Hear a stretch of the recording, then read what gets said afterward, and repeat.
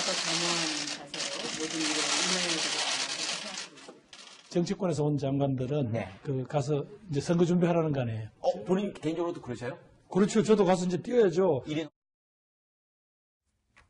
네, 어제 문재인 대통령이 취임 후 가장 큰 폭의 개각을 단행했는데요.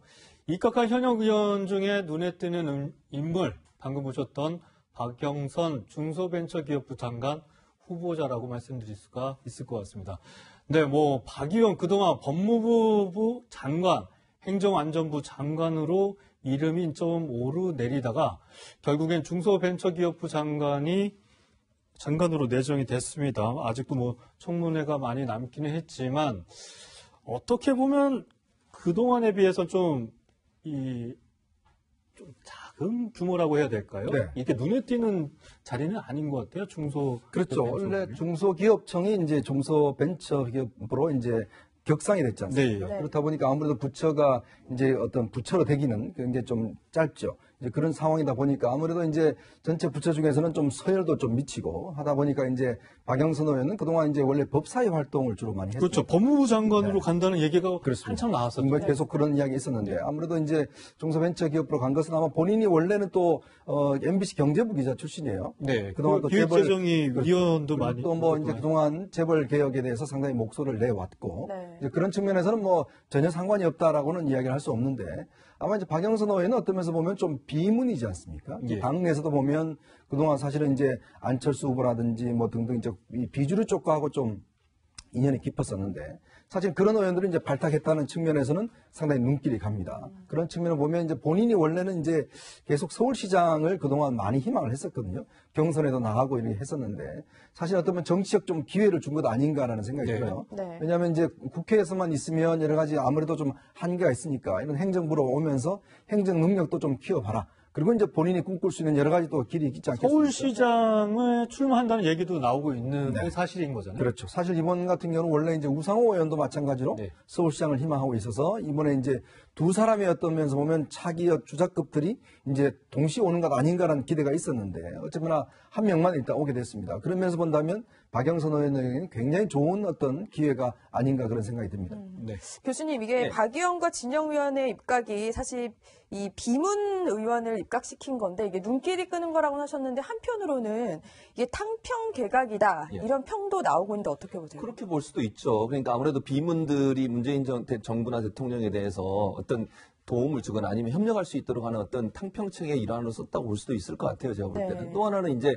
이현정 의원도 얘기하셨지만 박영선 의원이 서울시장에 대한 꿈을 갖고 있는 것을 알려지고 있고 네. 또 지금 상황에서 불출마를 전제해서 지금 내각으로 들어오는 거 아니겠습니까? 그렇다고 하면 불출마하고 다음 총선에 나가지 않고 장관을 끝내고 나서 서울시장을 준비하는 그런 수순을 밟을 것 같고 그런 차원이라면 법무부 장관이나 법무부 장관보다는 중소벤처기업부 장관이 훨씬 더 유리할 수 있어요. 왜냐하면 재벌 개혁 문제라든지 중소벤처기업 같은 경우는 실제적으로 중소기업이나 아니면 소상공인들 아니면 정말 힘든 어떤 위치에 있는 사람들에게 희망을 줄 수 있는 그런 어떤 정책들을 펼 수도 있는 자리잖아요. 네. 그리고 서울시의 그런 중소벤처와 관련된 여러 가지 사업을 하는 분들도 많고 그런 경험들이 나중에 서울시장으로 가는데도 디딤돌이 될 수 있다는 판단을 했을 가능성이 있다고 보여져요. 그런 차원에서 본다고 하면 어찌 보면 중소벤처기업부 장관 하는 것이 무게감이 떨어지는 것처럼 보이지만 서울시장 가는 단계에 있어서는 네. 도리어 도움을 줄 수도 있는 그런 기회가 될 수 있다고 보여집니다. 그 대표적인 또 이 진영 의원 같은 경우는 사실 지난 정부에서 보건복지부 장관도 했었죠. 했었고, 박근혜 정부. 새누리당 출신 맞습니다. 예. 네. 그리고 그렇게 볼 수도 있는 거 아니에요? 그렇죠. 그러니까 진영 장관 같은 경우에는 장관 지명자 같은 경우는 아시는 것처럼 박근혜 전 대통령 원조 친박이라고 할 수 있어요. 네. 박근혜 전 대통령 비서실장도 했었고요. 그걸 연호를 했고 또 박근혜 전 대통령이 지난번에 대선에 나왔을 때 캠프에서 핵심적인 역할을 했었고 네. 그리고 나서 보건복지부 장관을 했었잖아요. 그렇게 보면 친박의 거의 진박이라고 볼 수도 있을 텐데 네. 이분이 잘 아시는 것처럼 이제 기초연금 문제 때문에 사실은 자기네 소신을 굽히지 않고 결국 정권과 부딪히면서 탈당을 하게 되는 상황까지 오게 됐는데 그런 점에서 본다면 진영 장관에 대한 이미지는 물론 친박에서 출발을 했지만 자기 소신과 정치인으로서의 어떤 그 뭐랄까요 정도를 가려는 의지 이런 부분이 강하다는 이미지를 갖고 있어요. 그게 어찌 보면 문재인 정부에게는 탕평책의 하나로 보여줄 수도 있고 무슨 말이냐면 진영에 관계없이 국민을 위해서 일할 수 있는 사람이라면 언제든지 쓸 수 있다고 하는 이미지를 보여줄 수도 있고 예. 또 비박 중에서도 친박이라고 얘기하는 사람이 이쪽으로 와서 민주당 의원도 했고 또 그런 어떤 역사를 갖고 있는 사람을 중용함으로써 문재인 정부가 뭐 친문이나 아니면 문재인 대통령 가까운 사람만을 중용하는 것이 아니라 여러 사람을 함께 중용해서 국가 발전을 위해서 노력을 한다. 이런 이미지를 만들어낼 수 있다는 측면에서도 중요한 그런 어떤 포석이다 이렇게 생각이 됩니다. 네. 뭐 계속해서 민주당 내 변화에 대해서 조금 더 얘기를 나눠봐야 될 것 같은데요. 사실 우상호 의원이 입각이 될 것이다. 이런 전망이 앞서 말씀드린 것처럼 많이 있었는데 결국 우 의원을 잡았던 사람이 바로 이 사람이라고 합니다. 한번 얘기를 들어보시겠습니다. 이해찬 당대표의 만류가 있었습니다. 차기 총선 승리를 위해 추후 당에서 그에 적합한 중요한 역할을 할 예정입니다. 우상호 의원은 사실은 그 서대문에서 꼭 필요한 인물이거든요. 우상호 의원이 만일에 이번에 이 내각에 들어가게 되면 출마를 못할 거예요. 예. 못하게 되면은 우리 한 수 뺏길 수도 있죠. 네, 우상호 의원이 당내 중진으로 내년 총선에서 역할을 해야 한다는 이해찬 대표가 바로 입각을 만류를 했다 이런 건데 사실 비문이라고 볼 수 있는 박영선 진영 의원이 총선 이제 불출마를 조건으로 입각한 것으로 알려지고 있죠. 그런데 반대로 보면 민주당은 김현미, 김영춘 장관에 이어서 임종석 전 비서실장까지 이 당내로 복귀를 하면서 사실상 친문 색채가 진해졌다. 이렇게 볼 수 있는데 이해찬 대표가 사실 이런 걸 좀 우려를 해서 우상호 의원을 잡았다. 이렇게 해석할 수 있는 겁니다. 일단 이제 정치공학적으로 보자면 일단 우상호 의원이 이제 그 지역에 있는 서대문이 거기가 이제 간단치 않은 지역입니다. 네. 사실 이성원 전 의원하고 서로 번갈아 가면서 사실 했던 지역이기 때문에 뭐 여기는 우리 지역이다 이렇게 이야기를 할 수 없는 그런 어떤 전략적으로 굉장히 요충지예요. 네. 이제 그러다 보니까 이제 우상호 의원이 빠졌을 경우에 그걸 대체할 수 있는 다른 사람이 있을까라는 데 우려가 하나 있는 것이고 또 하나는 지금 사실 이해찬 대표가 뭐 어떤 면에서 보면 친문이라고 하지만 그러나 또 내부적으로 보면 조금 친문의 색채보다는 네. 친노의 색채가 더 강하거든요. 예. 그러니까 네. 어떤 당에서 보면 지금 친문이라고 하면 주로 이제 부엉이 모임이라고 그래서 사실 전해철 의원을 중심으로 해서 그런 의원들이 쭉 모임이 있는 거 아니겠습니까? 지난번 경선 때도 김진표 의원을 사실은 대표로 밀었잖아요. 예. 이제 그렇다 보니까 이해찬 의원 입장에서는 당내 어떤 세력 관계의 균형을 보면 우상호 의원이 일단은 이제 좀 비문 성격이거든요. 그러면 뭔가 지금 친문이 너무 당에 이제 비중이 높아져 버리면 예. 저는 이제 박영선 의원도 마찬가지지만 이렇게 비문 의원 중심 의원들이 빠져버리면 당에서는 무게 중심이 친문 쪽으로 확 쏠리게 되지 않습니까? 그렇죠. 예. 그러면 내년 총선 같은 경우는 주로 이분들이 뭐 공천이 된다고 하면 네. 이제 내년 총선 이후에 더불어민주당은 완연한 이제 친문 색채의 당이 된다고 본다면 이거는 좀 당내에서 보면 세력적인 면에서 좀 옳지 않다. 그리고 또 이거는 좀 균형을 잡아줄 필요가 있다. 그리고 당장 5월에 원내대표 선거도 있는 그렇죠. 거잖아요. 올해 원내대표 선거도 지금 사실은 이제 이해찬 대표 지금 현재 이제 이 이인영 의원도 지금 출마 준비 중이고 네. 그리고 뭐 또 여러 이제 의원들이 출마 중인데 문제는 그렇다 보니까 김태년 의원 같은 경우는 이제 사실은 이해찬 의원이 밀고 있다라는 대표가 밀고 있다는 소문도 있지 않습니까? 근데 반대로 또 지금 이인영 의원이 출마를 준비를 하면서 이인영 의원은 사실은 민평형 계열인데 또 예. 친문의 지지를 받고 있다는 그런 이야기도 있거든요. 그런 면에서 본다면 아마 이해찬 대표 입장에서는 당을 좀 전체로 통과를 하려면 사실 우상호 의원의 도움이 많이 필요했을 거예요. 예. 즉 우상호 의원의 점에서 보면 지금의 586 그룹의 어떤 좌장 형격이거든요. 네. 그러면 이 우상호 의원을 통해서 좀 그들을 교통 정리하고 할 수 있는 그런 정치적인 좀 역량이 있습니다. 아무래도 원내대표를 했기 때문에 그런 어떤 좀 정치적 힘이 필요했다. 그리고 이제 이번 선거를 겨냥해서 아마 제가 볼 때 마지막에 좀 이제 그 청와대에 이거는 도저히 안 되겠다. 예. 이거는 좀 빼야 되겠다. 아마 그런 했고. 그렇지만 사실은 우상호는 본인은 솔직히 이제 예전부터 굉장히 가고 싶어 했습니다. 아, 네, 원래 예. 문체부 장관을 하고 예. 원래 본인이 또 문학 쪽에 관심이 많고 문학 쪽에 굉장히 관심이 많아요. 네. 그리고 이제 본인이 또 서울시장을 또 희망하고 있기 때문에 그걸 발판으로 해서 좀 나가려고 했던 뭐 그런 정책 희망은 좀 꺾인 측면이 있죠. 예.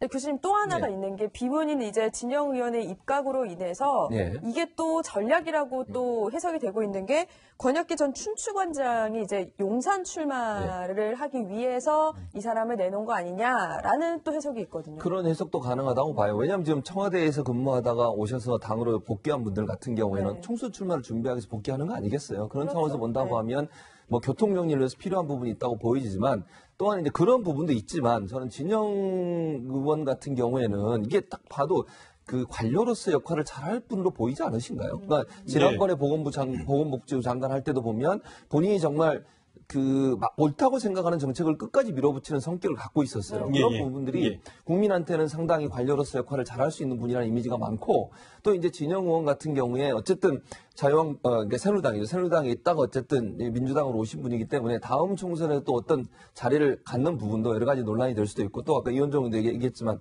친문 세력을 좀 더 강화시키기 위해서 어쨌든 지역구나 이런 부분들에서 친문이 강한 분들을 좀 배치할 가능성이 있다고 보여진다고 하면 네. 진영 장관에서 장관 자리를 주면서 일정 부분 또 그 자리를 다른 사람으로 대체하려는 의도도 갖고 있다고 보여져요.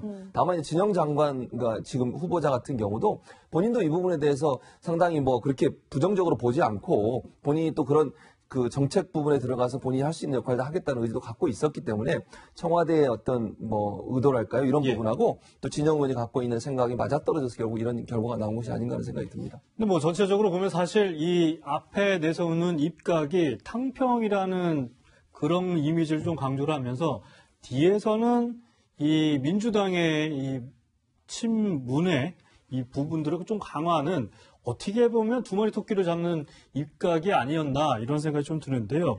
그리고 또 하나 좀 주목되는 게 말씀하셨지만 진영 이 장관 후보자 같은 경우에 사실 새누리당 의원도 하셨고 그리고 박정부 초대 친박 인사로 보건복지부 장관까지 했습니다.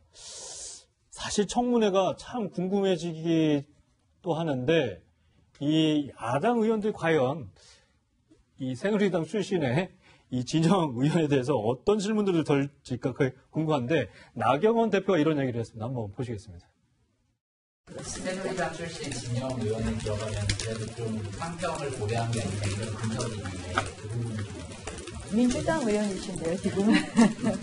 지금은 민주당 의원이십니다. 네. 네, 진영 후보자 이력 때문에 이제 사실 말씀하셨다시피 청문회가 네. 저도 좀 궁금해지고 있기는 하는데, 위원님, 네. 자유한국당이 어떤 질문을 던질지 참 궁금한데 벌써부터 이제 기자들이 뭐 박근혜 전 대통령 사면도 질문을 하고 있는데 좀 어떤 질문이 오고 갈 것 같으세요? 그러니까 아무래도 이제 진영 의원이 워낙 진박 출신이었기 때문에 네. 그런 부분에 대한 질문이 있겠지만 사실 이제 어떤 면에서 보면 장관 후보자의 어떤 뭐 능력이나 이 어떤 철학을 하기에는 부적절한 질문이잖아요. 그렇죠. 그런 면에서 본다면 저는 아마 이번에 자유한국당의 일단 제일 초점은 저는 박영선 후보자와 김현철 통일부 장관 후보자가 되지 예. 않을까. 왜냐하면 이건 어떤 면에서 보면 이제 야당 차원에서 뭔가 문재인 정권의 어떤 제일 어떤 아킬레스건을 좀 어떤 그 겨냥하는 그런 측면에 본다면 네. 사실 진영 의원은 뭐 본인들이 사실 예전에 같이 있었고 17대 때 이해창 당시 전 총재의 특보로 이제 정치를 시작했습니다. 예. 나경원 의원하고 비슷한 시기에 같이 네. 했거든요. 그리고 또 판사 출신이고. 그냥 무난하게 통과될 것이다. 그렇죠. 야당 저는 의원들도 야당 크게 뭐 또- 이렇게 그렇죠. 하지 왜냐하면 뭐 않거든. 한수벌 또 진영 의원이 그렇게 뭐 다른 사람들하고 이렇게 각을 지고 했었던 분이 아니거든요. 그렇기 때문에 뭐 저는 지난번 또 청문회도 한번 1차 거치신 분이고 하기 네. 때문에 네. 오히려 거기보다는 아마 야당에서는 당력을 통일부 장관과 중소벤처기업부 지금 박영선 의원 이 두 쪽으로 좀 집중하지 않을까라는 그런 전망을 좀 해봅니다. 네, 말씀하신 것처럼 사실 뜨거운 감자 박영선 의원도 있지만 이번에 김현철 통일부 장관 후보자가 가장 청문회 논쟁의 중심이 되지 않을까 이런 얘기가 많이 나오고 있습니다. 한번 들어보시겠습니다. 대북 제재는 자해다, 쓸모가 없다 이렇게 이야기했습니다. 장관이 우리 국내에 주는 메시지는 뭐겠으면 자세한 내용은 제가 청문회 준비를 좀 할 수 있도록 도와주시면 고맙겠고요. 교수님 뭐 당장 뜨거워요. 보니까 자유한국당에서 김 후보자가 이제 개성공단 폐쇄는 제재가 아니라 예. 자해라고 쓴 글을 이제 벌써부터 문제 삼고 있거든요. 그렇죠. 그러니까 김현철 후보자 같은 경우는 뭐 알려진 것처럼 경협에 대해서 상당히 긍정적으로 생각하고 그걸 계속 강조했던 분이에요. 그러니까 그런 차원에서 보면 당연히 야당에서 그 부분을 공격할 거라고 봅니다. 다만 이제 그 당시에 본인이 얘기하고 그 당시에 본인이 뭐 이렇게 뭐 글을 썼던 예를 들면 개성공단 폐쇄가 제재가 아니라 예를 들면 자해다 이렇게 썼던 것은 그 당시 입장이라고 하면 제가 볼 때는 이제 후보자로 나와서 청문회 할 때는 입장이 바뀔 거라고 생각해요. 그러니까 네. 지금 정부가 추진하고 있는 것처럼 미국과의 관계 또 미국과의 어떤 협력 이런 부분들을 강조하는 그런 메시지를 던질 거라고 보여지거든요. 물론 이제 네. 그러려면 본인이 예전에 했던 말과 지금의 말이 왜 다르냐 하는 부분은 설명이 충분히 필요하겠죠. 그러나 제가 볼 때 청문회 나와서 야당이 질문을 할 때 이런 예전의 생각과 예전의 이런 발언들을 계속 밀어붙일 가능성은 낮다. 그러니까 지금 상황에서 보면 우리나라와 미국과의 어떤 협력이 없이는 대북 제재가 풀릴 수가 없어요. 예. 문정부의 정책이기도 하고요. 그런 차원에서 본다고 하면 문재인 정부가 추진하고 있는 한미 공조 그리고 한미 공조에 기반한 대북 제재 해제 이런 부분들을 함께 얘기할 가능성이 있습니다. 그래서 예전에 얘기했던 말들을 가지고 자유한국당 의원들은 공격을 하겠지만 그럼에도 불구하고 아마 답변은 현 정부의 어떤 그 스탠스와 동일한 답변을 하지 않을까 이런 생각이 듭니다. 근데 저는 이제 야당 쪽에서는 김 후보자에 대해서 가만히 좀 놔두지는 않을 것 같아요. 굉장히 공격적으로 하면서 전체적인 이 문재인 정부의 대북 정책에 대해서도 계속해서 문제점을 제기를 할 수 있을 것 같거든요. 그렇죠. 왜냐하면 이제 조명균 장관을 왜 교체했는가 그 배경을 좀 따져보면 네. 사실 조명균 장관은 뭐 관료 출신입니다만은 또 노무현 정권 때 사실은 청와대에 있었고 네. 어떤 면에서 현 정권과도 코드가 맞는 분이에요.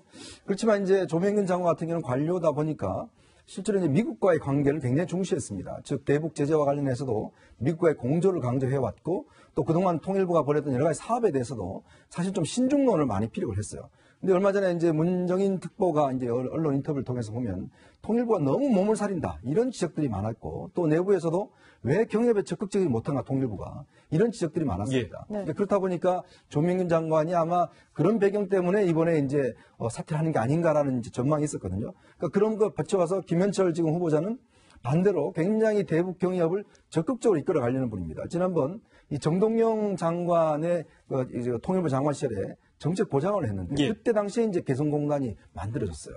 근데 그런 걸 비춰보면 현 정권의 의지는 김현철 장관 후보자를 통해서 뭔가 남북관계 이벤트를 많이 만들고 교류를 활성화시키기 위한 이제 그런 어떤 걸 이제 도모하려고 하는 것인데 예. 문제는 그럴 경우에 과연 지금의 북미 관계가 좋지 않는 상황, 결렬된 상황에서 과연 우리 정부와 미국 정부 간의 갈등의 소지가 되지 않을까 네. 이런 또 우려가 있는 것이거든요. 예. 그렇기 때문에 아마 이 문제는 아마 야당에서도 굉장히 이 문제를 집중적으로 질의를 할 거고 네. 만약 임명이 되더라도 사실 미국과의 관계가 잘 풀리지 않으면 굉장히 어떤 면에서 불협화음의 어떤 요소가 되는 그럴 가능성도 저는 있다고 봅니다. 네. 새로운 장관, 통일부 장관이 내정이 됐는데 과연 앞으로 이 남북 관계 그리고 북한과 미국, 이 우리나라 과연 어떠한 또 분기점을 맞을지 주목이 되고 있습니다.